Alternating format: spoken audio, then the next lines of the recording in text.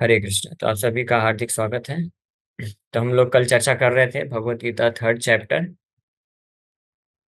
और इसके श्लोक संख्या 39, 39। इस श्लोक में भगवान कृष्ण बोल रहे हैं, आवृतम ज्ञानम एतेन ज्ञानिनो नित्य वैरिण काम रूपेण कौन्तेय दुष्पुरेण नलेन च। कि ये जो पिछले श्लोक में भगवान बताया 37 नंबर में कि काम ऐसा क्रोध ऐसा, this is lust only Arjuna. ये काम ही है जो जीवात्मा के शुद्ध अ, चेतना को, ज्ञानम शुद्ध चेतना को आवृत कर लेता है और उसका नित्य वैरी है। तो कल हमने इस पे चर्चा किया था, नित्य वैरी का मतलब क्या है।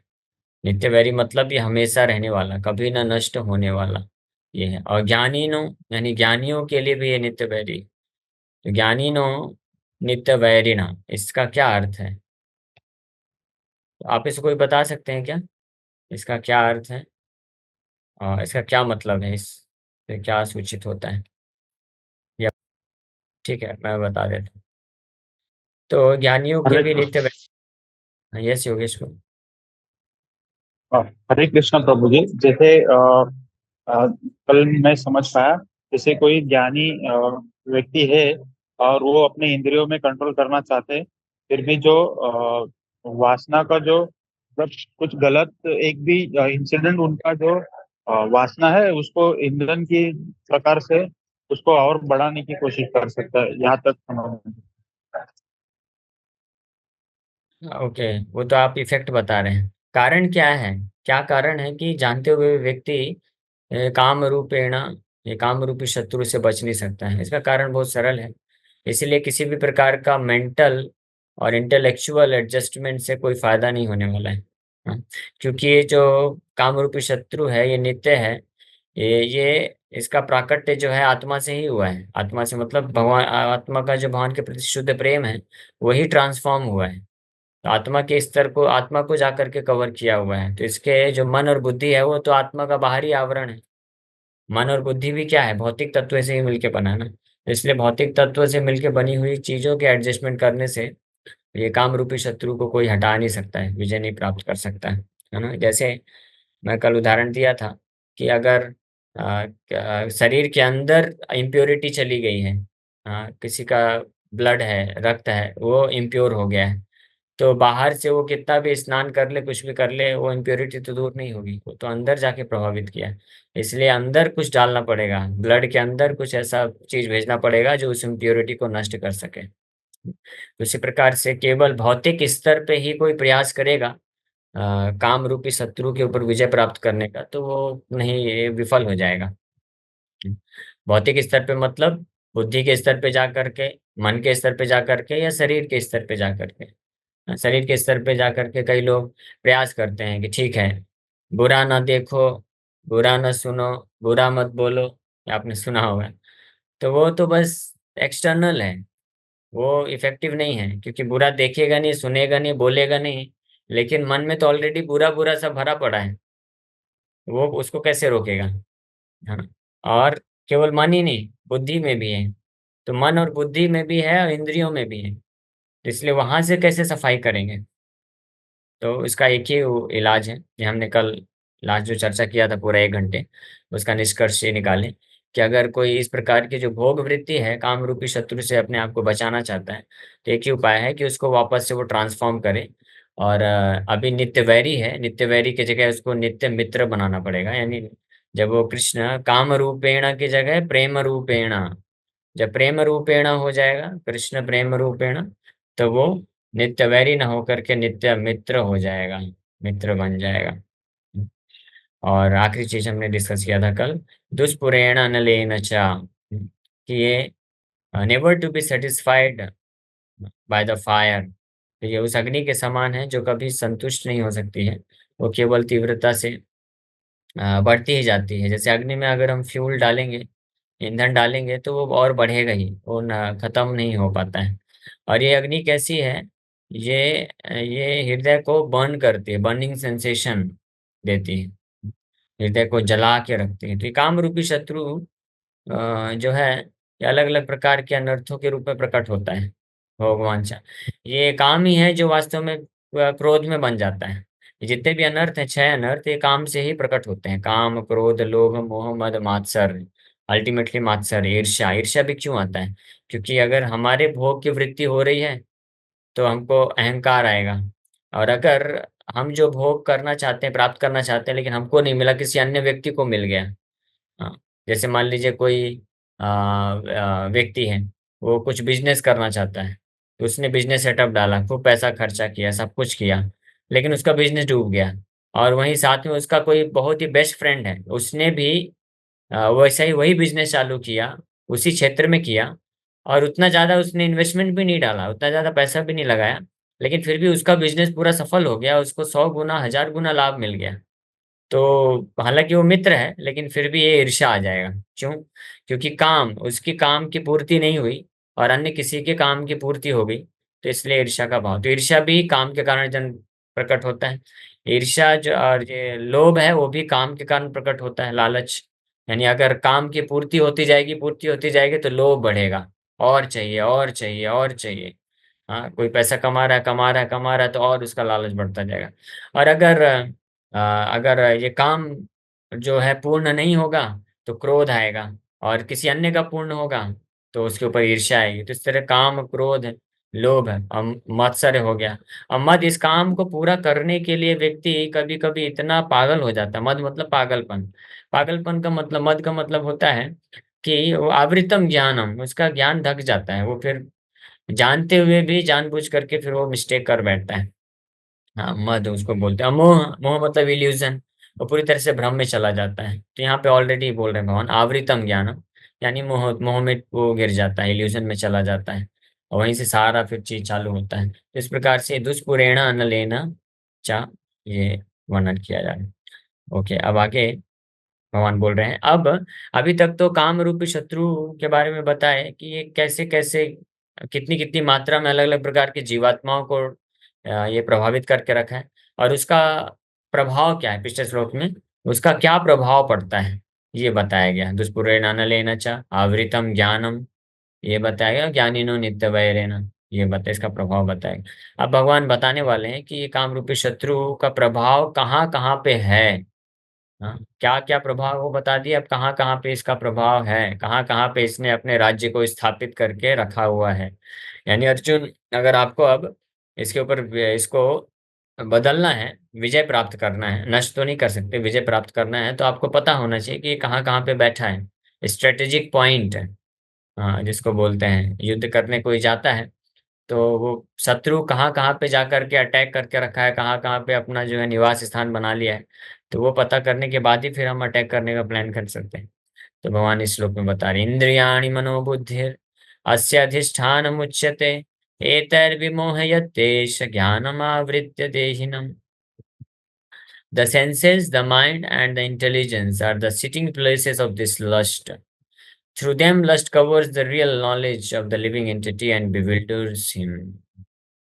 हाँ, तो इंद्रियाणी, यानी इंद्रियाणी मतलब बहुवचन है, इंद्रियाणी मतलब 10 सेंसेस, सारे इंद्रियों में, ज्ञान इंद्रियां, कर्म इंद्रियां, सारे इंद्रियों में एक काम रूपी शत्रु बैठा है। काम रूपी शत्रु बैठा मतलब उन सारे इंद्रियों से व्यक्ति जो है इस संसार में भोग प्राप्त करने की चेष्टा करता है। पांच पांच कर्म इंद्रिय, 5 ज्ञान इंद्रिया, तो इंद्रियाणी। और फिर इंद्रियों का बाप मना, मनो, मन में भी बैठा हुआ है। हाँ, चलो मान लो केवल इंद्रियों में ही बैठा होता तो मन के द्वारा नियंत्रित कर लेते, मन शुद्ध होता तो, लेकिन मन में भी बैठा हुआ है। यानी ऐसा समझिए कि जिह्वा को तो लालसा है कि हाँ बहुत टेस्टी टेस्टी चटपटा ये सब खाना है, और वो खाना अलाउड नहीं है, डॉक्टर ने मना कर दिया है, तो जीवा को लालसा है। लेकिन अगर मन में काम भोग वृत्ति नहीं होती तो मन फिर कंट्रोल कर लेता, ठीक है ठीक है, ये टंग के टेस्ट के पीछे क्यों भागना है, तो मन में भी है। और केवल अगर इंद्रियों में और मन में बस होता, बुद्धि में नहीं होता, तो भी कंट्रोल हो सकता था, लेकिन बुद्धि में भी है। काम रूपी शत्रु बुद्धि को भी पकड़ के बैठा हुआ है।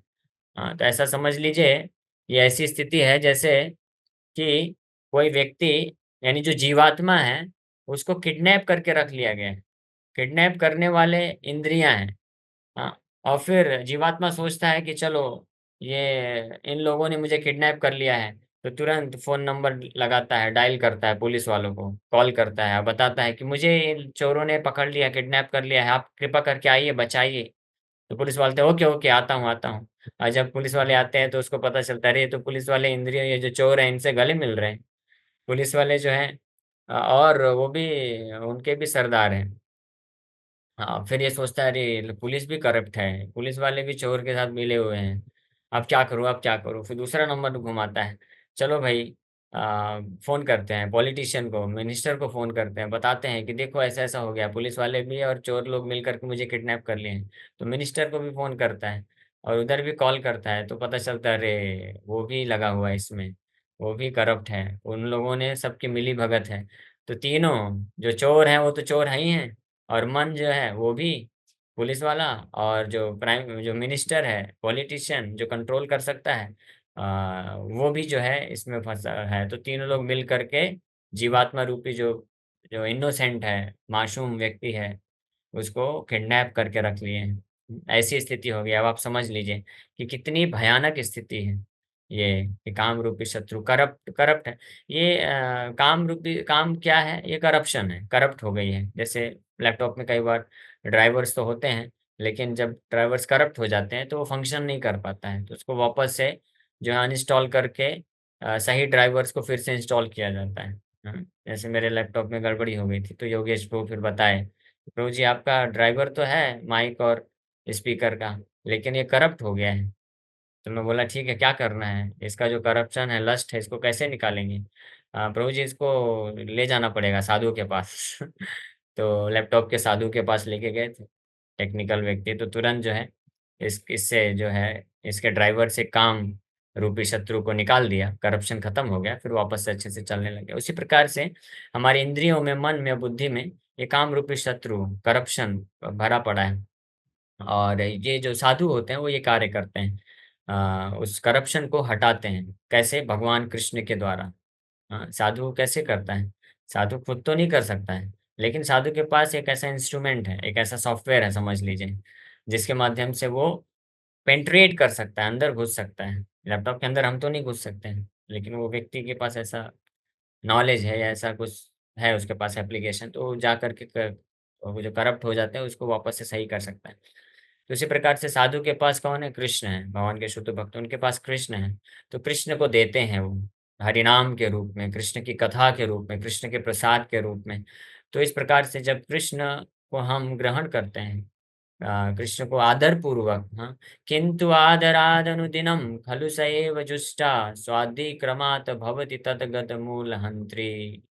रूप गोस्वामी बताते हैं, किंतु आदरात, हाँ, आदर पूर्वक जो कृष्ण के नाम का जप करता है, हरे कृष्णा कृष्णा कृष्णा हरे हरे, हरे राम राम हरे हरे, आदर पूर्वक कृष्ण का दर्शन करता है, आदर पूर्वक सम्मान के साथ या सम्मिसिव होकर के विनम्रता के भाव से कृष्ण की कथाओं को सुनता है। कृष्ण की कथा दो प्रकार की, कृष्ण ने जो बोला, जैसे अभी ये जो है ये सारे श्लोक कृष्ण के द्वारा बोले जा रहे हैं, तो इसको सुनना ध्यान पूर्वक, सम्मिसिव, विनम्र होकर के। और कृष्ण कथा दूसरा होता है जो कृष्ण के बारे में बोला जाता है, तो उसको भी सुनना। तो इस तरीके से जिह्वा और कर्ण के माध्यम से जब कृष्ण प्रवेश करते हैं हमारे चेतना में, मन में, बुद्धि में, जब हम शास्त्रों को पढ़ते हैं, ध्यान से सुनते हैं ना, तो जो बुद्धि में करप्शन है, काम रूपी शत्रु जो बुद्धि में बैठा हुआ है, वो जो है नष्ट हो जाता है। हाँ, भगवान के ज्ञान को सुन करके, समझ करके। और जब हम भगवान के नाम का स्मरण करते हैं, नाम जप करते हैं ध्यान पूर्वक, तो मन उसमें लग जाता है। तो इस प्रकार से मन भी पवित्र हो जाता है।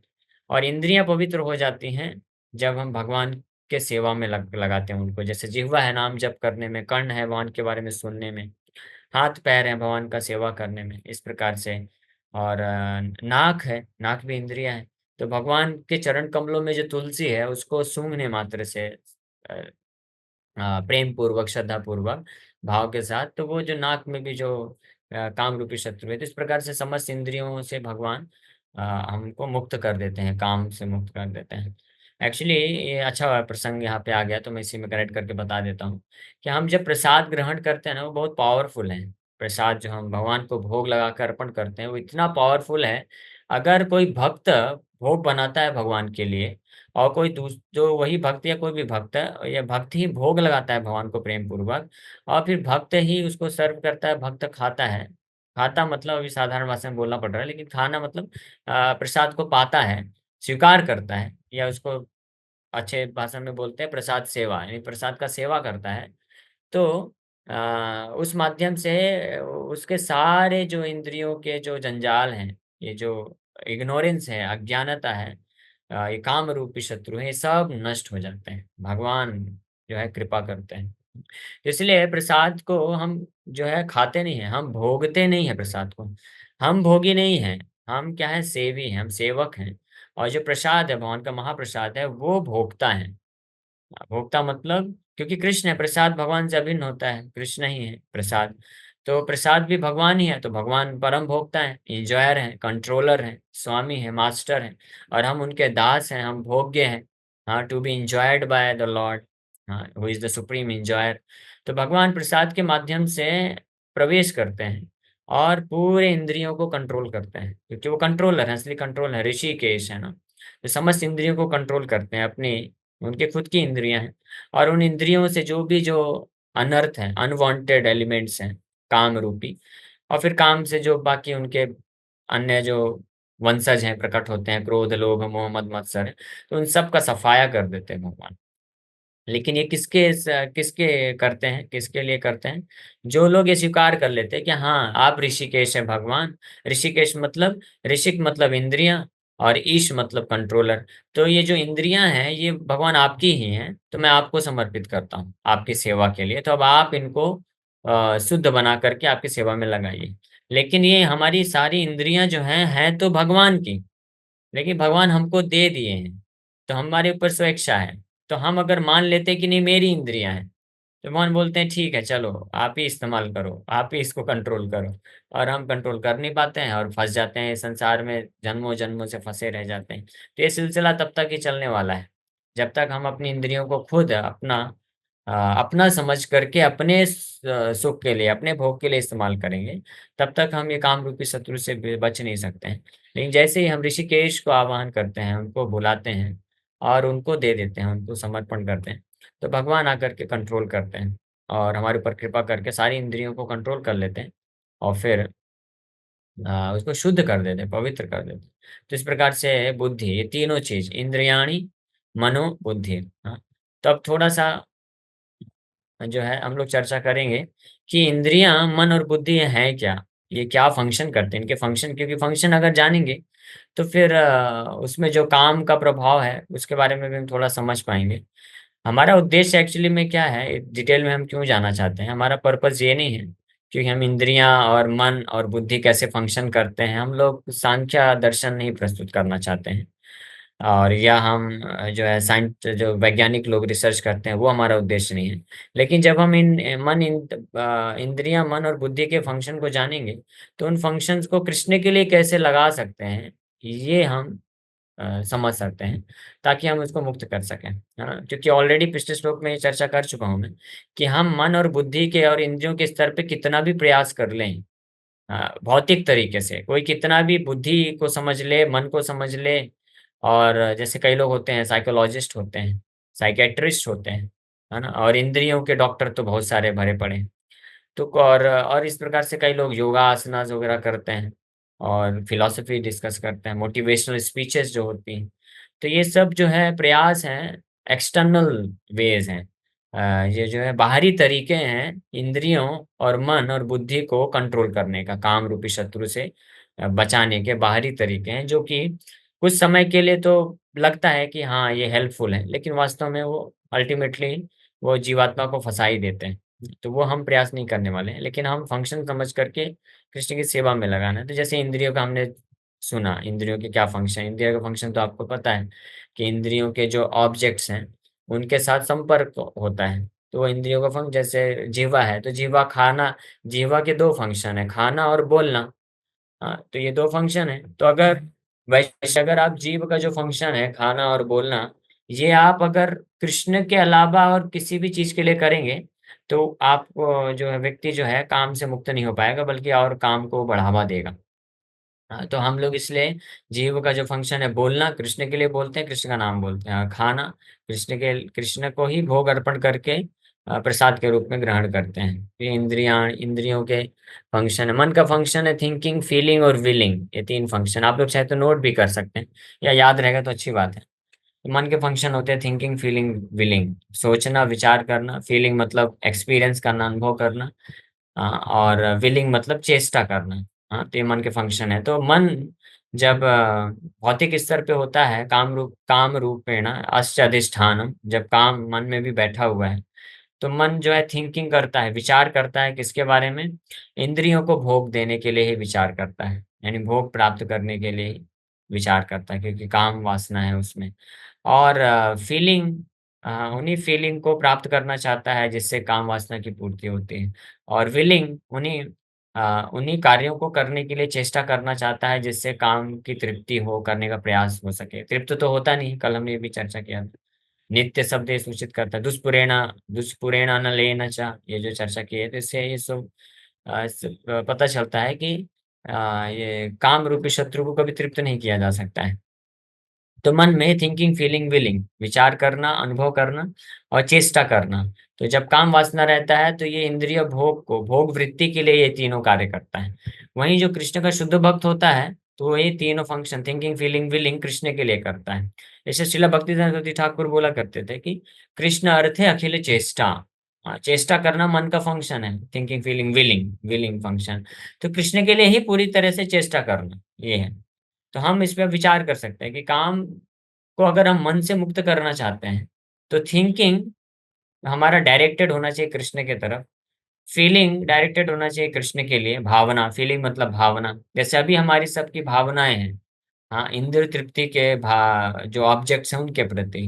हाँ, ये चाहे इस संसार के सुख सुविधा हो, सगे संबंधी हो, समाज हो, या कुछ भी हो अलग अलग स्तर पे, तो वो उनके प्रति हमारी भावना होती है कि ये हमारे सगे संबंधी हैं, ये हमारे देशवासी हैं, या ये मेरा वस्तु है, मेरा घर है, मेरा बंगलो है, मेरा गाड़ी है, मेरा एंड्रॉयड है। हाँ, तो ये इस तरह की हमारी फीलिंग जनरेट हो जाती है। नॉन लिविंग एंटिटी के प्रति भी, जो निर्जीव वस्तुएं हैं, वस्तुओं के प्रति भी, व्यक्तियों के प्रति भी, और स्थान के प्रति भी। किसी स्थान में हम मान लीजिए बचपन से रहे हैं, तो उस स्थान के प्रति भी हमारा फिर वो फीलिंग जनरेट हो जाता है। हमको लगता है अरे यहाँ पे तो मैं बचपन से रहा हूँ, तो एक अटैचमेंट डेवलप हो गया है। हाँ, तो ये फीलिंग के लेवल पे जो मन का फंक्शन है, तो इस प्रकार का अटैचमेंट डेवलप हो जाता है, क्योंकि काम रूपी शत्रु वहाँ पे निवास कर रहे हैं। तो जो भक्त होते हैं वो जान जाते हैं कि मन का फंक्शन है ये थिंकिंग, फीलिंग, विलिंग। तो वो अपनी थिंकिंग प्रोसेस को, विचार को भगवान की तरफ डायरेक्ट करते हैं, फीलिंग प्रोसेस को भी भगवान की तरफ डायरेक्ट करते हैं। भक्त जो होते हैं, जो इससे मुक्त होना चाहते हैं, तो वो फील करते हैं कि भगवान हमारे असली रिलेटिव हैं, हमारे असली संबंधी हैं। भगवान कृष्ण गीता में क्या बोलते हैं? सुहृदम सर्वदेहिनाम, I am the most well wishing friend of each and every living entity. सभी जीवात्माओं का मैं जो है परम हितैषी मित्र हूँ। भगवान गीता में इस बात को बोलते हैं। अब भगवान से ज्यादा नजदीक हमारे हृदय में और कोई नहीं है ना। आपको एक फैक्ट बताता हूँ, ये सब लोग ध्यान से सुनिए, बहुत महत्वपूर्ण है कि हमारे जो मन की भावनाएं हैं ना, फीलिंग पे हम चर्चा कर रहे हैं, मन के बारे में, थिंकिंग, फीलिंग, और फिर फाइनली विलिंग में आएंगे। तो मन की जो फीलिंग्स हैं, भावनाएं हैं ना, वो हम भी अच्छे से एग्जैक्टली नहीं जानते हैं। है ना? आप चाहे तो आप क्लास के बाद विचार कर लीजिएगा कि आप अपने मन को कितना जानते हैं। फिर आप थोड़ा उस पर कुछ समय विचार करके रेटिंग करिएगा। 10% जानते हैं, 50% जानते हैं, 90% या 100% जानते हैं? तो 100% तो कोई भी नहीं जानता है अपने ही मन के की भावनाओं को, खुद को। क्योंकि कई बार जीवन में ऐसी परिस्थितियां उत्पन्न होती है कि हम मन से डिस्टर्ब हो जाते हैं, लेकिन हम विचार करते रहते हैं, घंटों सोचते रहते हैं, लेकिन हमको समझ में नहीं आता है कि ये दुख क्यों हो रहा है, मैं डिस्टर्ब क्यों, मन डिस्टर्ब क्यों हो रहा है इतना ज्यादा। यानी मन में जो भावनाएं हैं वो उनको इतना ठेस क्यों पहुंच रहा है, वो समझ नहीं पाते हैं। तो हम खुद भी नहीं जानते हैं अपने मन की। तो आप सोचिए कि अगर हम खुद ही अपने मन के बारे में पूर्ण रूप से नहीं जानते अच्छे से, तो अन्य कोई भी व्यक्ति इस संसार में कितना भी हमारा खास क्यों ना हो, पति के लिए पत्नी, पत्नी के लिए पति, माँ बाप के लिए बच्चे, बच्चों के लिए माँ बाप, या मित्र, एक दूसरे जो मित्र होते हैं, या अन्य जितने भी सगे संबंधी हैं, तो वो अन्य व्यक्ति भी कैसे जान सकते हैं हमारे मन की फीलिंग्स को, मन के बारे में, मन की बात को। हाँ, पहली बात तो ये है, ठीक है। और दूसरी बात, मान लीजिए कोई ऐसा केस हो जाता है कि जो आपके मन की बात को अच्छे से जान भी जाए, लेकिन वो सक्षम नहीं है कि आपको उस परिस्थिति से बाहर निकाल सके। ये दूसरी बात, ठीक है ना। लेकिन केवल और केवल भगवान कृष्ण हैं जो हर एक जीवात्मा के सुप्रीम वेलविशिंग फ्रेंड होने के नाते, शुइदम सर्वदेही नाम, सभी जीवात्माओं के क्या है वो, सबसे बड़े परम हितैषी मित्र हैं। हाँ, तो इसलिए भगवान जानते हैं हम सबके मन की बात को, हम सबके मन के अनर्थ को भगवान जानते हैं, हम खुद भी नहीं जानते, भगवान कृष्ण जानते हैं। और न केवल भगवान कृष्ण जानते हैं, बल्कि भगवान कृष्ण पूर्ण रूप से सक्षम भी हैं, क्योंकि सर्वशक्तिमान है, all powerful, he is all powerful personality of God है। तो पूर्ण रूप से शक्तिशाली भी हैं, हमको उस प्रकार से कठिन अवस्था से निकालने में सक्षम भी है भगवान। और तीसरी बात, भगवान न केवल जानते हैं, न केवल सक्षम हैं, बल्कि तीसरी बात सबसे महत्वपूर्ण है कि भगवान परम हितैषी हैं। Is the supreme well wishing friend, हर एक जीवात्मा के हैं।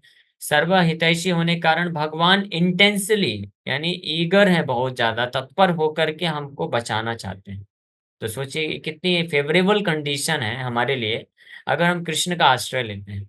तो अगर हम अपनी फीलिंग्स को, भावनाओं को कृष्ण के से जोड़ते हैं, तो जो है वहां से जो ये लस्ट है, काम रूपी शत्रु है, वो मन के उस भावना वाला जो फंक्शन है वहां से हमको मुक्त कर सकता है। तो यह है थिंकिंग, फीलिंग, विलिंग, चेष्टा है आखिरकार। थिंकिंग पे हमको थिंकिंग भगवान के लिए जोड़ना चाहिए, क्योंकि हम जो है बिना विचार किए, मन का ये जो फंक्शन है थिंकिंग, ये चौबीसों घंटे चलता है। जब हम विश्राम करते हैं, सोते हैं, तब भी स्वप्न आते हैं। तो स्वप्न क्या है, यानी मन का कार्य चल रहा है। मन कभी जो है इनएक्टिव नहीं होता है, मन हमेशा एक्टिविटी करता रहता है। इसलिए अगर कोई भक्त, इसलिए ये आदेश है, या ये रिकमेंडेड है, ये बेस्ट है कि कीर्तनीय सदा हरि, कि हम हमेशा भगवान का ही स्मरण करें। जब हम हमेशा चौबीसों घंटे केवल भगवान के बारे में सोचेंगे ना, भगवान के बारे में सोचने का मतलब भी समझना चाहिए। मतलब बस ये नहीं है कि आप कोई कार्य, काम धंधा मत करिए, केवल जो है कृष्ण के बारे में पढ़ते रहिए, सुनते रहिए, वो तो बेस्ट है, ऑफ कोर्स, उसमें कोई डाउट नहीं है। लेकिन हर कोई वो कर नहीं सकता ना, क्योंकि हर कोई तो ब्रह्मचारी सन्यासी नहीं है। या ब्रह्मचारी सन्यासी भी अगर होते हैं जो लोग, तो उनको भी भगवान के सेवा के लिए, प्रचार के लिए तो बाहर भौतिक जगत में कई बार जा करके कुछ डीलिंग करना ही पड़ता है। तो उस वक्त तो भौतिक चीज आती है। लेकिन फिर भी भगवान के लिए सदैव चिंतन हो रहा है, ये इसका मतलब क्या है कि वो जो भक्त होते हैं उनके मन में ये विचार रहता है कि ये मैं कृष्ण के लिए कर रहा हूँ या कृष्ण की भक्ति के लिए कर रहा हूँ। जैसे आपको छोटा सा उदाहरण देता हूँ। जो माँ होती है, उनका छोटा बच्चा है, 5 साल 6 साल के बच्चे होते हैं, अभी अभी स्कूल वो निकल गए हैं। तो अभी जब से जन्म लिया है तब से चौबीसों घंटे माँ के पास रहता था। तो माँ को भी बहुत आसक्ति रहती है बच्चे से, बच्चे को भी माँ से बहुत आसक्ति रहती है। अब जैसे 4 साल 5 साल का होता है, स्कूल भेजते हैं, तो बच्चा 6 घंटे 5 घंटे के लिए भी स्कूल अगर जाता है, तो ना तो बच्चा माँ को भूल पाता है, ना तो माँ बच्चे को भूल पाती है। लेकिन माँ जो होती है घर पे रहते हुए सारे काम करती है, खाना बनाती है, सफाई करती है, सब कुछ करती है। तो कार्य तो सब कुछ कर रही है, लेकिन अंदर ही अंदर बच्चे के बारे में सोचती रहती है। और बच्चे का बहुत सारा सामान इधर उधर फैला रहता है, तो छोटा चप्पल देखेगी तो उसको स्मरण आएगा कि मेरा लाला ये चप्पल पहनता है, तो उसको साइड में रखेगी, उनके कपड़े फिर बनाएगी, ये सब करेगी। हाँ, तो इस प्रकार से ये स्मरण हमेशा वो बना रहता है। तो इसको बोलते हैं थिंकिंग ऑलवेज अबाउट आवर बिलीवेड, हमारा जो, हमारे जो प्रिय हैं, उनके बारे में हमेशा इस प्रकार से सोचना। तो ये साधन भक्ति, ये हमारे आचार्यों ने दिया है हमको इस स्टेज तक लाने के लिए, कि मन से थिंकिंग हम चौबीसों घंटे कृष्ण के बारे में डायरेक्ट करें, या जो भी कार्य करें वो कृष्ण से के तरफ डायरेक्टेड हो। हाँ, तो इस प्रकार से जब थिंकिंग प्रोसेस हो जाता है, तो मन के इस फंक्शन से काम जो है नष्ट हो जाता है। और थिंकिंग, फीलिंग, फीलिंग का मैं बताया कि हमारी भावनाएं कृष्ण के लिए होना चाहिए। कृष्ण को हमको अपना स्वजन मानना चाहिए, कि हमारे वास्तविक स्वजन कृष्ण है। हाँ, जैसे कोई, कई बार होते हैं कुछ स्टूडेंट्स होते हैं कॉलेज वगैरह के, तो उनको हम पूछते हैं आपका माला चैंटिंग चल रहा है, तो बोले प्रभु जी पहले तो चल रहा था, लेकिन अभी जो है हमारी मम्मी ने, पिताजी ने मना कर दिया कि नाम आप जब जो है हरे कृष्णा जप मत करो। तो हम नहीं करते हैं, क्योंकि हम अपने माँ बाप के जो है आज्ञा का उल्लंघन नहीं करते, हम अपने माँ बाप की आज्ञा का हमेशा पालन करते हैं। तो मैं बोला बहुत अच्छी बात है, ऐसा ही होना चाहिए, हमको हमारे माँ बाप की आज्ञा का पूरा पालन करना चाहिए। हाँ, लेकिन हमारे असली माँ बाप कौन है? कृष्ण है। तो आप कृष्ण जो असली माँ बाप हैं, तो उनकी आज्ञा का उल्लंघन कर रहे हो ना फिर तो फिर क्या करे प्रभु जी? हाँ, तो कृष्ण की आज्ञा है कि आप 24 घंटे उनके नाम का स्मरण करो, उनका स्मरण करो, उस आज्ञा का पालन करो। तो फिर ये माँ बाप का क्या होगा? तो वो माँ बाप को मत बताओ कि आप अपने असली माँ बाप के कृष्ण का नाम का स्मरण कर रहे हो। आप उनका कृष्ण का नाम जप भी करो। और ये माँ बाप है भौतिक रूप से, जब तक इनके साथ आपका संबंध है तो उनका भी सेवा करिए, मना नहीं किया जा रहा कि उनका सेवा मत करिए, उनका भी सेवा करिए। लेकिन आप असली माँ बाप को तो नहीं छोड़ सकते। जैसे एक और प्रश्न किसी माता जी ने पूछा था कि हमारे पति जो है मना करते हैं नाम जप करने के लिए, तो हम कैसे फिर नाम जप करें? पत्नी का तो धर्म होता है पति की आज्ञा का पालन करना। हाँ, तो सही बात है, पत्नी का ये धर्म है, परम धर्म है पति की आज्ञा का पालन करना। लेकिन हमारा असली पति है कौन? कृष्ण हमारे असली पति हैं। तो कृष्ण ने आज्ञा दिया है कि आप मेरा स्मरण करो, नाम जप करो। तो वो हम कैसे छोड़ सकते हैं? वो तो फिर अवज्ञा हो जाएगी ना, वो तो फिर झूठ हो गया ना, कृष्ण कृष्ण से फिर हम उनकी आज्ञा का पालन नहीं कर रहे हैं। तो इसी प्रकार से तो ये भावना विकसित करना चाहिए कि कृष्ण हमारे स्वजन हैं। जितनी मात्रा में भौतिकवादी व्यक्ति के हृदय में होता है कि ये मेरी पत्नी है, ये मेरे पति हैं, ये मेरे बच्चे हैं, ये मेरे माँ बाप हैं, ये मेरे देशवासी हैं, तो उस मात्रा में हमको अब भगवान के साथ संबंध स्थापित करना चाहिए कि ये मेरे भगवान है, मेरा इनके साथ सनातन संबंध है, ये कोई अलग नहीं है। ऐसा नहीं है कि ये इस्कॉन टेम्पल के भगवान हैं, ये कृष्ण इस्कॉन टेम्पल वाले हैं, हम कभी कभी दर्शन लेने जाते हैं। नहीं नहीं, वो मेरे हैं, कृष्ण हमारे हैं। पहले तो कम से कम इतना कि हमारे हैं कृष्ण। लेकिन और भक्ति में जो आगे बढ़ता है तो वो सोचता है कृष्ण मेरे हैं, तो कृष्ण के लिए मैं कुछ भी कर सकता हूँ।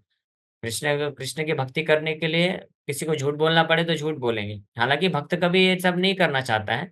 भक्त तो हमेशा जो है सत्य को, धर्म को पालन करता है। लेकिन जरूरत पड़ने पे ये भी करना पड़े तो कोई दिक्कत नहीं है। क्यों बताना हर किसी को कि हम नाम जप करें? आप भगवान का स्मरण करिए, बाकी भी जो भौतिक कर्तव्य है उनका पालन करिए। तो इस प्रकार से ये भावना मन के स्तर पे होती है, थिंकिंग फीलिंग और विलिंग। जब थिंकिंग और फीलिंग रहेगा तो विलिंग भी, चेष्टा फिर भगवान के लिए करना चाहिए कि मैं भगवान के लिए कुछ करूं। जैसे जब होते हैं, जैसे उदाहरण, गर्लफ्रेंड बॉयफ्रेंड होते हैं, है ना? तो जब कोई नया नया गर्लफ्रेंड बनाता है, बॉयफ्रेंड बनाते हैं, तो सोचते हैं कि मुझे अपनी गर्लफ्रेंड के लिए कुछ करना चाहिए, कुछ खुश करना चाहिए इसको। हाँ, हालांकि उसका कोई रिजल्ट नहीं होता है, वो रिजल्ट तो सब बर्बादी ही हो जाता है। लेकिन उदाहरण के लिए बता रहे हैं कि जैसे वो सोचता है हमेशा कि चलो ये कुछ अच्छा चीज मिलेगा तो शेयर करके लेंगे, हम इसको भी खिलाएंगे, हम भी खाएंगे, और उसको भी लेके चलते हैं, घुमाते हैं। तो ये एक भावना ये उत्पन्न हो जाए, चेष्टा, विलिंग, ये चेष्टा कि कुछ करने की भावना आती है। हाँ, जैसे मान लीजिए कोई बॉयफ्रेंड है, अपनी गर्लफ्रेंड को हमेशा बोलता है I love you, I love you, I love you बोलता रहता है, तो वो गर्लफ्रेंड भी परेशान हो जाएगी, बोलेगी यार तू बस बोलते ही रहता है आई लव यू, कभी मेरे को कभी थिएटर में लेके गया है, कभी इधर पार्क में लेके गया है, कभी कुछ खिलाया है, कभी कुछ गिफ्ट दिया है, आज मेरा बर्थडे है तुझे पता भी था, बस हैप्पी बर्थडे बोल दिया।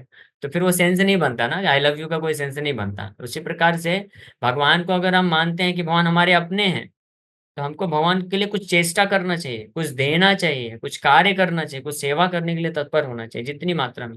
इसलिए भगवान डिमांड करते हैं, भगवान बोलते हैं कुछ ला के दो मुझे, मुझे चाहिए। भगवान को चाहिए नहीं, लेकिन भगवान डिमांड करते हैं, बोलते हैं आप मेरे हो तो आप मुझे ला के दो, मैं भी आपको दूंगा। भगवान तो दे ही रहे हैं, इसमें तो कोई डाउट नहीं है। पत्रम पुष्पम फलम तो यम, भगवान बोलते हैं चलो कुछ नहीं दे सकते, एक पत्ता तो ले आओ, तुलसी का पत्ता ले आओ, एक फूल लेके आ जाओ मेरे पास। हाँ, इसलिए हम लोग ये एक हैबिट बना सकते हैं कि जो भी भक्त मंदिर आते हैं तो भगवान के लिए कुछ फूल, हाँ कुछ भी सिंपल सा फूल ला सकते हैं। हाँ, सुगंधित थोड़ा होना चाहिए। हाँ, और तो कुछ नहीं है तो तुलसी के ले आइए, तुलसी के 2-4 पत्ते ले आ दीजिए। और हमारे इधर तो इतनी सुविधा है कि जब भी मंदिर खुला रहता है, पुजारी रहते हैं ऑल्टर में, तो उनको दे दीजिए कि ये मेरी तरफ से भगवान के चरणों में ऑफर कर दीजिए। भगवान इससे बड़े प्रसन्न हो जाएंगे। अर्पण किया है, फल ला सकते हैं, फल दीजिए, भगवान को अर्पण कर दीजिए। या कुछ और जो लोग जॉब करते हैं तो उनको फिर अपने धन से भी भगवान के लिए कुछ सेवा करना चाहिए। भगवान का जो है इतना फेस्टिवल होता है, जन्माष्टमी है, रामनवमी है, तो उसमें बहुत सारा अरेंजमेंट किया जाता है। कई भक्त लोग हैं ऐसे करते हैं जो बहुत धनी हैं, तो वो लोग बोलते हैं हमारी तरफ से जन्माष्टमी में राधा रासबिहारी के लिए ड्रेस हम देना चाहते हैं, तो वो ड्रेस देते हैं। कुछ लोग बोलते हैं पंडाल का हम अरेंजमेंट करना चाहते हैं, हम अपनी तरफ से 1,000 लोगों के लिए प्रसाद डोनेट करना चाहते हैं। तो इस प्रकार से अपनी अपनी कैपेसिटी के अनुसार कृष्णा ये नहीं बोलते हैं कि आप आप ये मेरे को दो, मेरे लिए खूब अच्छा इतने लाखों रुपए का ड्रेस ला के दो। कृष्णा ये नहीं बोलते हैं। कृष्ण क्या बोलते हैं मालूम है? आप सुन के थोड़ा हो सकता है आश्चर्यचकित हो जाएंगे। कृष्ण बोलते हैं आपके पास जो भी है सब ला के दे दो मेरे को। आपके पास 10 रुपए है, मोहन बोलते हैं कोई दिक्कत नहीं, 10 रुपए दे दो मेरे को। 1 लाख रुपए, 1 लाख रुपए दे दो। हाँ, और क्या क्या है आपके पास? मन है ना, मन दे दो मेरे को। बुद्धि है, बुद्धि दे दो। शरीर है, शरीर भी दे दो। जो है सब दे दो। भगवान कृष्ण जब कोई व्यक्ति कुछ देता है ना भगवान कृष्ण को, चाहे पैसा हो, धन संपत्ति हो, मन है, बुद्धि है, या शरीर से जो भी सेवा देता है, तो भगवान ये नहीं देखते हैं कि वो क्या दे रहा है, भगवान देखते हैं अपने पॉकेट में क्या बचा के रखा हुआ है। ये भगवान का स्वभाव है। कृष्ण जो है एक्सक्लूसिव लवर है।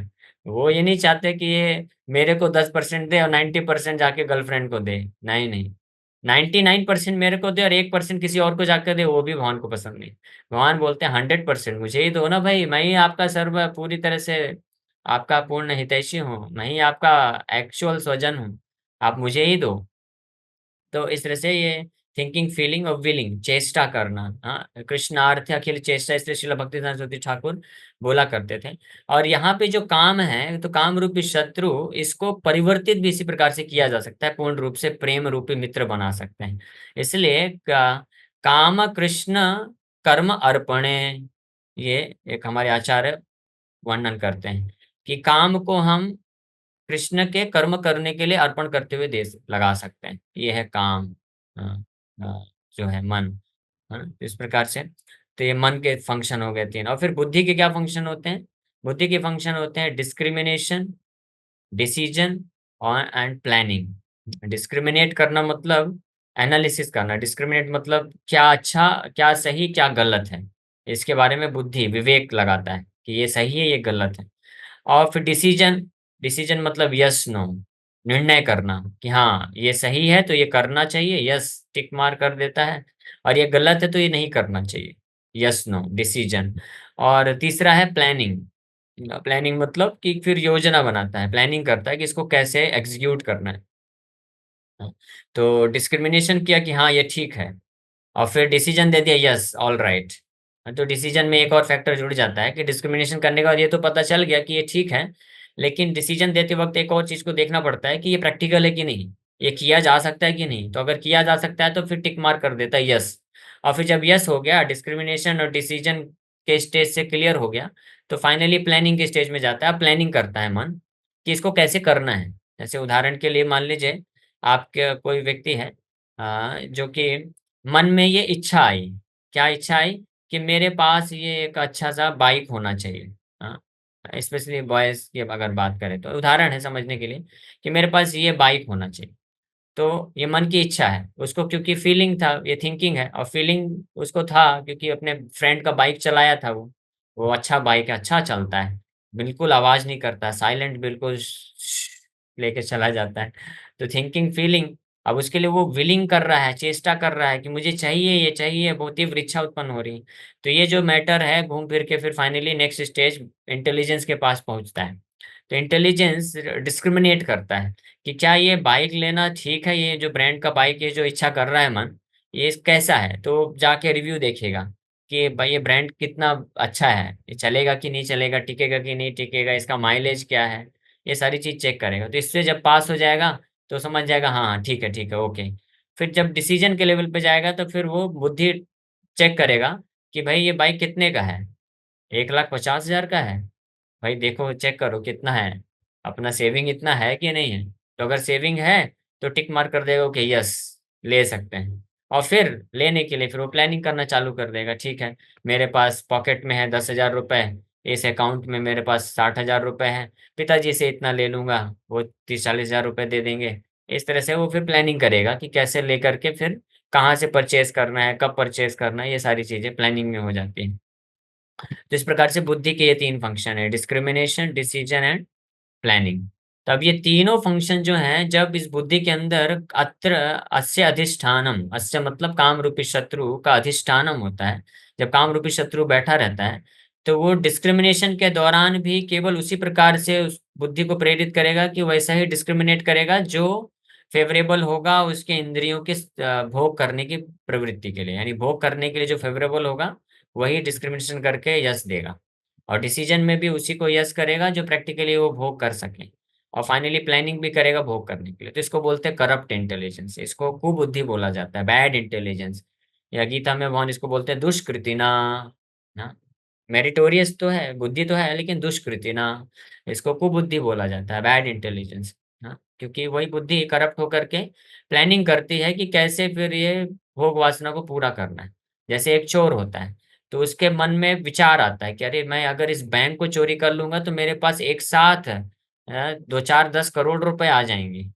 फिर वो अनुभव भी है उसको कि इतना पैसा आ जाएगा एक बार में, तो फिर मेरे को और कुछ करने का आवश्यकता नहीं है, एक बढ़िया बैठ के मैं 2 4 साल ऐसे ही सुख भोग कर सकता हूँ। तो फिर बुद्धि को पास जाता है, तो बुद्धि डिस्क्रिमिनेट करता है। तो बुद्धि अगर काम रूपी शत्रु जब बैठा रहता है, तो बुद्धि एनालिसिस तो करता है कि ये करना ठीक है कि नहीं है। तो पुलिस वाले पकड़ लिए तो ये है, बहुत कुछ विचार करेगा, लेकिन फिर देखेगा कि प्लानिंग वाले से डिपार्टमेंट से पूछेगा कि भाई तुम अच्छे से प्लानिंग करके एग्जीक्यूट करवा दोगे ना, मुझे फंसाओगे तो नहीं ना। तो अगर बोलेगा यस, तो तुरंत डिस्क्रिमिनेशन बोल देगा, हाँ ठीक है चलो चलो। तो बुद्धि जो है, हालांकि बुद्धि का फंक्शन है कि क्या सही है क्या गलत है इस पे डिसीजन लेना है, लेकिन जब काम रूपी शत्रु बैठा रहता है, तो बुद्धि के लिए सही वो डिसीजन होता है जो काम वासनाओं को पूर्ति करने में मदद करेगा। और जो भोग वृत्ति को रोकने का बात आएगी तो बुद्धि के लिए गलत डिसीजन हो जाएगा।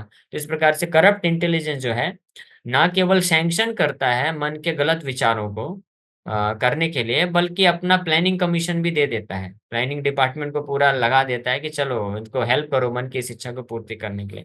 तो इस प्रकार से व्यक्ति इस इंद्रियाणि मनोबुद्धि, इंद्रिया मन और बुद्धि के इस हर इस प्रकार के फंक्शन में फंसा रहता है पूरी तरह से। जीवात्मा तो क्या है, यहाँ पे भगवान बोल रहे हैं तीसरी लाइन में, एतैर विमोहयत ऐशा, ऐशा मतलब ये जो काम रूपी शत्रु है, इस जीवात्मा को इस प्रकार से, एतैर मतलब बाय ऑल दिस इंद्रियाणि मनोबुद्धि, ये तीन हैं, 10 इंद्रियां हैं, एक बुद्धि मन है, बुद्धि यानी 12 चीजों के अंदर अलग अलग कितने भी फंक्शन होते हैं, असीमित प्रकार से चीजें होती हैं, कार्यकलाप होते हैं। तो एतैर इन सब चीजों से जो ये काम रूपी शत्रु है, विमोहयति, जीवात्मा को क्या कर देता है, बिविल्डर कर देता है। देहिनम, एम्बॉडीड जो शरीरधारी जीवात्मा है, इस प्रकार से वो बेचारा फंसा रह जाता है प्रैक्टिकली। भौतिक बद्ध अवस्था में जीवात्मा कुछ करता ही नहीं है, उसके हाथ में कुछ भी नहीं है। सब फंक्शन जो है मन बुद्धि और इंद्रियां कर रही हैं, काम रूपी शत्रु कराता जा रहा है, कराता जा रहा है। तो इस प्रकार से विमोहयति बोला गया। विमोहयति मतलब विशेष रूपेण मोहयति। मोह मतलब बिविल्डर्ड है, उसको समझ में नहीं आ रहा है हो क्या रहा है। हाँ, जैसे आप किसी ऐसी जगह में चले जाइए जहाँ पे आपको पता ही नहीं क्या हो रहा है, चारों तरफ से कई लोग हैं अपने अपने सब कार्य करने में लगे हुए हैं, और आप वहां पे पहुंच के बिविल्डर होते हैं बस कि ये क्या हो क्या रहा है यहाँ पे। ऐसी स्थिति है। तो विमोह विशेष रूप से मोहित है पूरी तरह से, उसको जो जीवात्मा है, उसको पता ही नहीं है। जीवात्मा अपने आप को सोचता है कि मैं ये शरीर हूँ, मैं ये मन हूँ, मैं इंद्रियां हूँ, मैं बुद्धि हूँ, और क्या सही है क्या गलत है वो बिल्कुल उसको होश नहीं है, पूरी तरह से बेहोश है, पूरी तरह से फंसा हुआ है।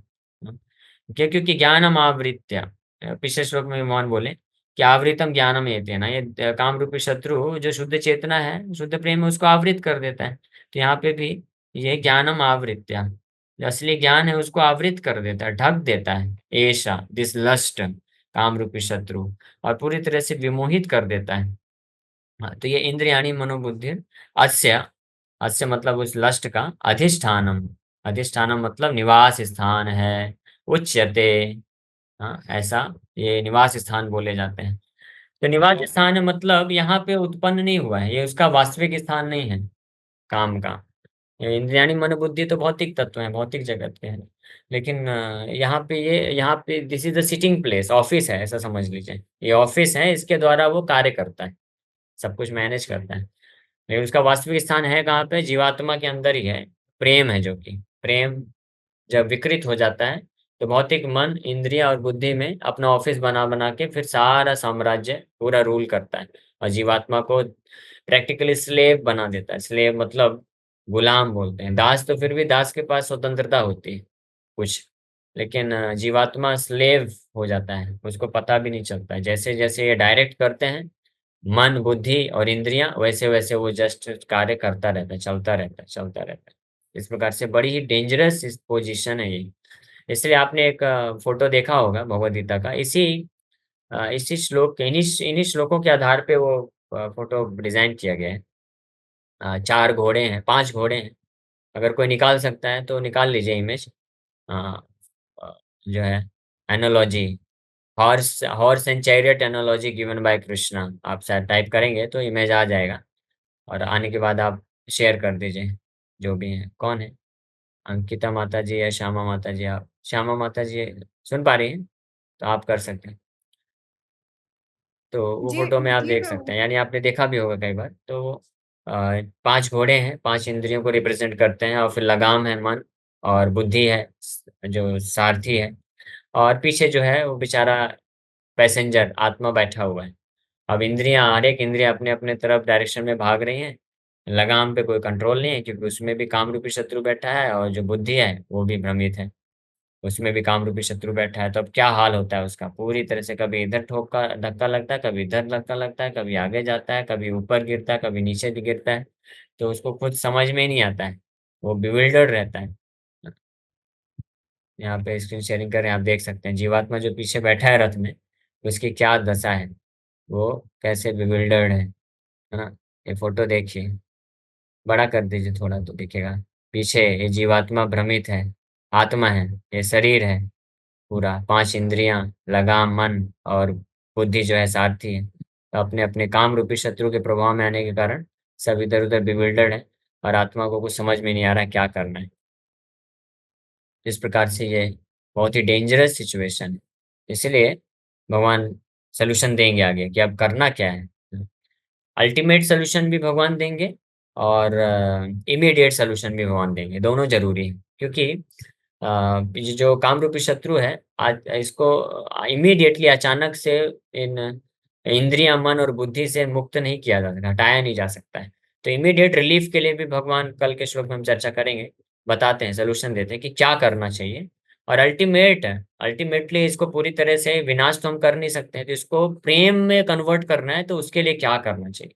तो ये दोनों सोल्यूशन भगवान बताने जा रहा है। जैसे कोई भयानक डिजीज जब होती है, उसके कारण बुखार, सिर दर्द, फीवर, ये सब बहुत आता रहता है। तो डॉक्टर जो है उस डिजीज को डायग्नोज करता है। तो हमारे डॉक्टर तो इतने एक्सपर्ट हैं कि पहले से ही डायग्नोज करके आपको बता दिए हैं। हाँ, हमारे डॉक्टर कौन है? हमारे डॉक्टर है भगवान कृष्णचंद्र, डॉक्टर कृष्णा डॉक्टर कृष्णचंद्र हमारे डॉक्टर है, सबसे एक्सपर्ट डॉक्टर है। उन्होंने गीता में परफेक्ट एनालिसिस, परफेक्ट डायग्नोसिस करके स्टेट कर दिया है कि आपको डिजीज क्या हुई है। आपका डिजीज है, ये काम रूपी शत्रु मन इंद्रिय बुद्धि को जकड़ के रखा हुआ है, ठीक है। अब इस शत्रु के कारण बहुत सारे आपको दुख झेलना पड़ रहा है, तो उसका इमीडिएट सोल्यूशन, बहुत बुखार सिर दर्द आ रहा है, तो डॉक्टर जो है उस डिजीज को नष्ट करने के लिए कोर्स तो देता है, ट्रीटमेंट तो परमानेंटली उसको नष्ट करने के लिए कोर्स भी देता है, और साथ में साइड बाय साइड कुछ पेन किलर भी देता है। डोलो भी दे देता है कि आप ये भी खाइए, बुखार चढ़ेगा तो उतार लीजिए, और हेडेक होता है, पेन होता है, तो ये भी साथ में खाइए। तो आपको ये जो कोर्स है डिजीज, जब तक पूरी तरह से खत्म नहीं हो जाता है, तब तक उस दौरान भी आपको थोड़ा अच्छा महसूस होगा। तो इसी प्रकार से मैं शॉर्ट में बता देता हूँ, कल हम विस्तार से चर्चा करेंगे। तो ये जो चार नियम पालन करना होता है ना, no meat eating, no gambling, no intoxication, no illicit sex, ये चार नियम जो है इमीडिएट सोल्यूशन के जैसे हैं, पैरासीटामोल है या पेन किलर है। इसको जो पालन करेगा ना, तो ये काम रूपी शत्रु से जो उसके इफेक्ट है, प्रभाव है, जिसके कारण हमको इस संसार में बहुत जो है मन विचलित होता है, मन अशांत हो जाता है, हम बहुत दुख का अनुभव करते हैं, फ्रस्ट्रेट हो जाते हैं, तो इससे इमीडिएटली हमको रिलीफ मिल जाएगा, है ना। और फिर साइड बाय साइड जो हम कृष्णा कॉन्शियसनेस का प्रोसेस पालन कर रहे हैं, उससे परमानेंट सोल्यूशन भी हो रहा है। हाँ, तो इसलिए ये दोनों चीजें बहुत जरूरी है। ओके, ठीक है, तो इसी के साथ यहीं पे विराम करेंगे अभी। थैंक यू वेरी मच, थोड़ा समय ज्यादा हो गया। ओके, किसी वक्त का कोई प्रश्न तो पूछ सकते हैं। हरे कृष्ण। यस, कविता माता जी। हरे कृष्ण प्रभु जी। हरे कृष्ण। तो प्रभु जी, जैसे अभी हम लोगों ने पूरा सुना, तो उसमें हम ये कह सकते हैं कि काम होता ही नहीं है, होता प्रेम है। जो आत्मा का परमात्मा से है, प्रेम स्वरूप है। बस वो जब मन बुद्धि और इसमें कन्वर्ट होता है, जब भौतिक उसमें, तो वो काम बन जाता है। हाँ, यस यस, सही बात। तो इस ये जो आपने बताया, इसी पे हमने कल और उसके पहले वाले श्लोकों में चर्चा किया था कि कैसे आप 37 नंबर जो श्लोक है ना, जिसमें भगवान खुद बताते हैं काम ऐसा क्रोध ऐसा रजोगुण समुद्र भवन। ये भौतिक प्रकृति के विशेष रूप से रजोगुण के संपर्क में आने से वो प्रेम जो है काम रूपी शत्रु में बदल जाता है। तो काम की उत्पत्ति इस भौतिक जगत में नहीं हुई, ये आत्मा का ही लक्षण है। इसलिए ये गलत नहीं है, हमेशा ध्यान रखिए।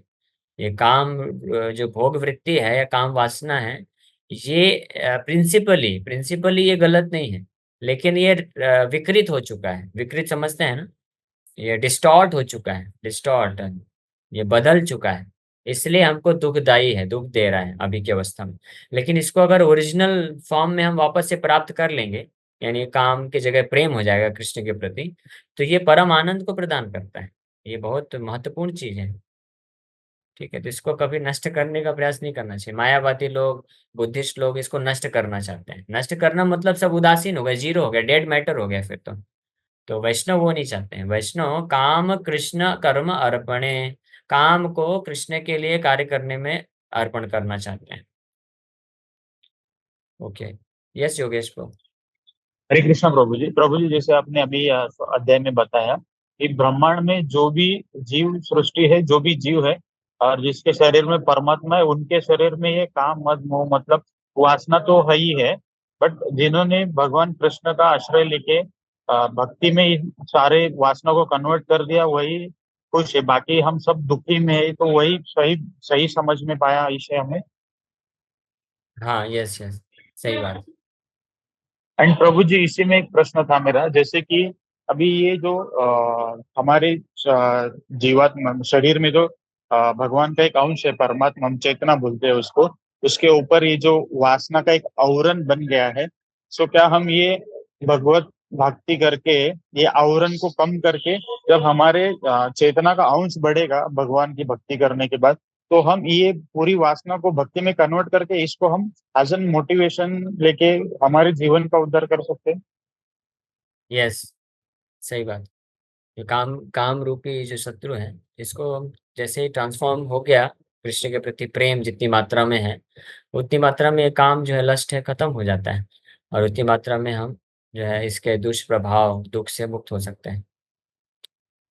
इसके लिए प्रभु जी भक्ति के साथ हमको वाचन करना बहुत इंपॉर्टेंट है। ये सिर्फ भक्ति करने से हो जाएगा, क्योंकि वाचन करेंगे तो वो इंद्रियों को कहाँ यूज करना चाहिए वो भी समझ में आएगा।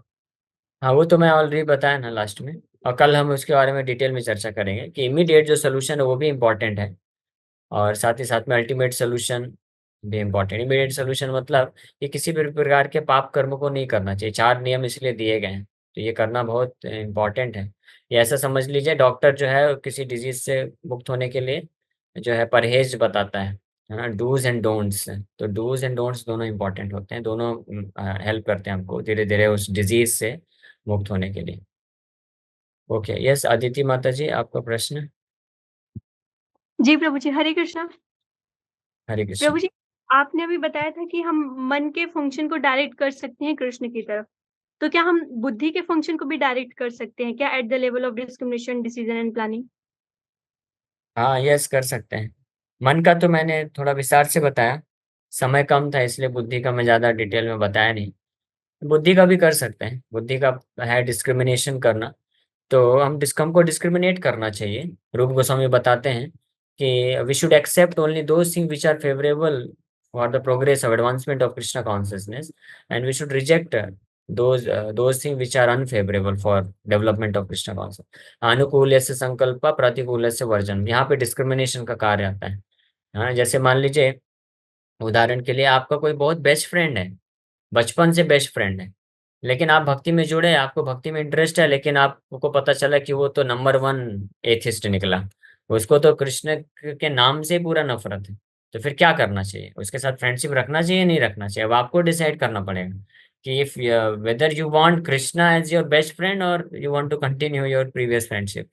तो इस प्रकार से जो भक्त है फिर डिस्क्रिमिनेशन करता है कि नहीं नहीं, Krishna is my real friend, Krishna हमारे असली मित्र हैं, हमको उनको मुझे उनका उनसे संबंध को नहीं तोड़ना है। ये तो टेम्परेरी है, तो इसको तोड़ लेंगे चलेगा। तो इसको तोड़ने का मतलब ये नहीं है कि उसको आप लेटर लिख दें, व्हाट्सएप लिख दें कि now you are no more my friend, I quit your friendship, ऐसा नहीं लिखना है, कट्टी नहीं होना है। लेकिन कैसा है कि उसके साथ केवल उतना ही फिर लेन देन रखना चाहिए, उतना ही व्यवहार रखना चाहिए, प्रेम पूर्वक संबंध रहना चाहिए, बातचीत करना चाहिए, लेकिन केवल जो है सर्विस रिलेटेड, या जिसको अगर स्टूडेंट है तो स्टडी रिलेटेड, जॉब करते हैं तो जॉब रिलेटेड, बस इतना ही। ज्यादा उससे गुहियम आख्याति परिस्थिति नहीं, हार्ट शेयरिंग नहीं होना चाहिए, पहले जैसे घंटों घंटों बैठ करके हार्ट शेयरिंग करते थे, वो नहीं। अगर वो फेवरेबल नहीं है तो आपके भक्ति के, आप हार्ट शेयरिंग करोगे, भक्ति के बारे में बताओगे, उसको कोई इंटरेस्ट नहीं है, वो बल्कि उल्टा आपको विष पॉइजन करेगा, पॉइजन डालेगा, कृष्ण का निंदा करेगा, तो कोई फायदा नहीं है। तो ऐसे लोगों से फिर हार्ट शेयरिंग करने का मतलब नहीं है। हाँ, तो इसलिए भक्तों से फिर मित्रता करना चाहिए, और अपने असली मित्र कृष्ण को प्राप्त करने के लिए भक्तों से दोस्ती करना चाहिए, और ऐसे फ्रेंड्स से, या for that matter even our own relatives, अगर पति के लिए पत्नी भी क्यों ना हो, और पत्नी के लिए पति ही क्यों ना हो, बच्चों के लिए माँ बाप ही क्यों ना हो, माँ बाप के लिए बच्चे ही क्यों ना हो, या कोई भी ऐसे सगे संबंधी क्यों ना हो, अगर वो कृष्ण की भक्ति को नहीं स्वीकार करते हैं, तो उनसे केवल मटेरियल रिलेशनशिप रखना चाहिए, उनसे हमको तोड़ना नहीं चाहिए, संबंध नहीं तोड़ना चाहिए, प्रेम पूर्वक व्यवहार रखना चाहिए, जो भी हमारा कर्तव्य है वो पालन करना चाहिए, लेकिन वो भौतिक स्तर पर रहना चाहिए, लेकिन जो इंटरनल कनेक्शन है वो कृष्ण और कृष्ण के भक्तों के साथ होना चाहिए। ठीक है, तो ये बुद्धि का जो डिस्क्रिमिनेशन वाला पार्ट है वो इस प्रकार से कृष्ण की सेवा में लगा सकते हैं। और डिसीजन एंड प्लानिंग बुद्धि का एक और फंक्शन है कि वो एनालिसिस करता है, ये डिस्क्रिमिनेशन ही है वास्तव में।